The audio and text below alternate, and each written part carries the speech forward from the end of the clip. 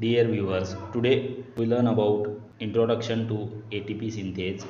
The ATP synthase can be seen as spherical projections from the inner membrane. If mitochondria are subjected to sonic disruption, submitochondrial vesicles are formed in which the spheres of the ATP synthase point outward.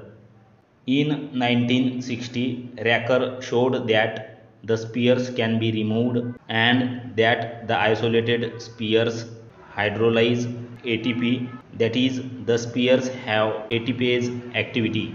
It is called F1 ATPase. The stripped submitochondrial vesicle devoid of F1 ATPase can still transport electrons along the electron transport chain but cannot synthesize ATP.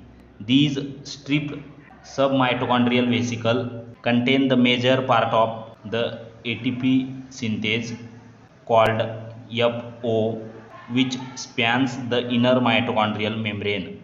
Since it is composed of these two major component parts, ATP synthase is also called as FOF1 ATPase. The complete complex harnesses the energy released by electron transport to drive ATP synthesis, whereas alone without coupling to electron transport, the F1 component hydrolyzes ATP.